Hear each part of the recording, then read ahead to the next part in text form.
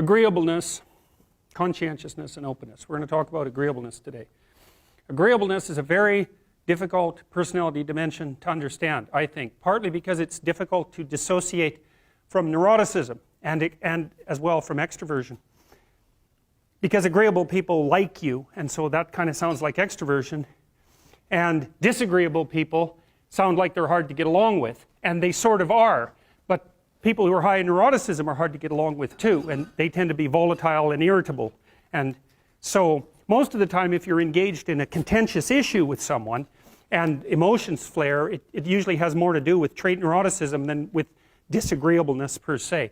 So what I'm going to do is try to describe to you what the agreeable trait is on both of its dimensions, and also to lay out the pros and cons of existence on that normal distribution, trait normal distribution, at more or less every point. Because I think, the way I look at it anyways, is that of all the traits, agreeableness is the one that seems to come with the most marked positive and negative aspects, features, let's say, so we don't confuse it with aspects, the most positive and negative features at each point on the distribution. It's a very complex, seems to be a very, very complex dimension. So I'll read you some of the questions from the Big Five aspect scale, and that'll give you kind of an initial rule of thumb estimate about whether or not you're agreeable or disagreeable. And so here are some of the questions. Imagine that you're answering these for yourself on a scale from 1 to 5, strongly disagree to strongly agree. So the first question is, am not interested in other people's problems.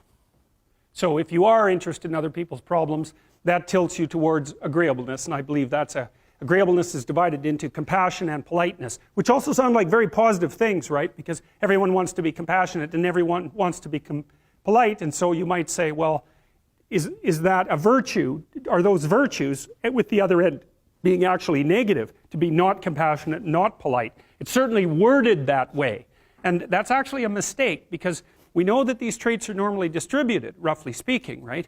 And that means that there has to be positive and negative features at every single position on the distribution. And so to make the presupposition, for example, that being extroverted is being better than being introverted, or that being emotionally stable is necessarily better than being neurotic, is to make a confusion of moral obligation with trait position.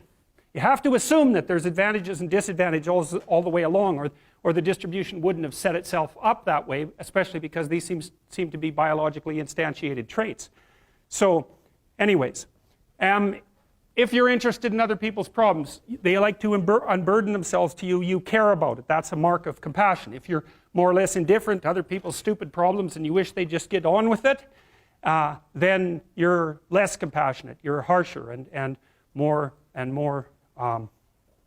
well, at the extreme, more callous. Let's see. Respect authority. That's politeness. That's part of agreeableness. Rarely, let's see.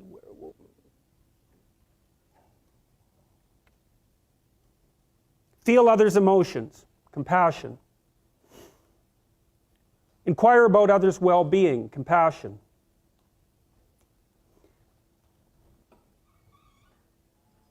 Can't be bothered with others' needs. Take advantage of others. That's disagreeable, obviously. Sympathize with others' feelings.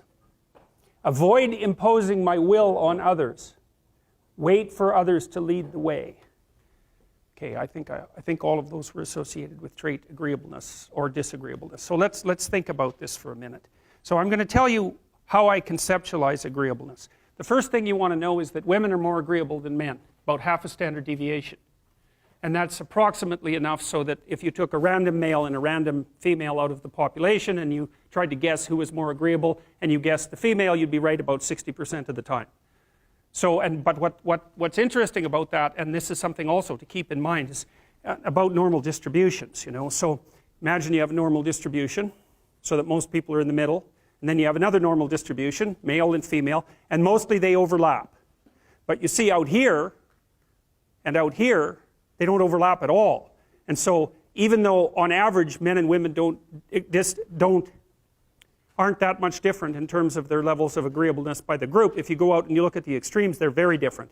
So all of the most agreeable people are women, and all of the most disagreeable people are men.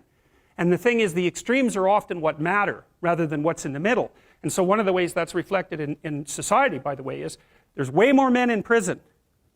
And the best personality predictor of being imprisoned is to be low in agreeableness. It makes you callous. Now you might think, well, what's the opposite of compassion and politeness? And the answer to that is, I think it's best sort of conceptualized as a trading game. So let's say that we're going to play repeated trading games. And if you're very agreeable, then you're going to bargain harder on my behalf than you're going to bargain on your own behalf. Whereas if you're very disagreeable, you're going to do the reverse. You're going to think, I'm in this trading game for me, and you're going to take care of your own interests. Where an agreeable person is going to say, no, no, at best, this is, at worst, this has to be 50-50, but I'd like to help you every way I can. Okay, now so you kind of understand that. Now the advantage to being agreeable then is that you're good in teams and you're very much likely to give other people credit. The downside of being agreeable is that you're not very good at putting forward your own interests. And so one of the things that predicts salary across time, for example, is agreeableness, and it predicts it negatively. And so it's part of the reason why women get paid less than men. And this is something for the women in the class to really listen to. Because how you get paid across time depends on a very large number of things, right? It depends on your skills and your abilities and your position and your social network and all of that. But the other thing it depends on is whether or not you actually go ask for money. Or maybe that you don't even ask.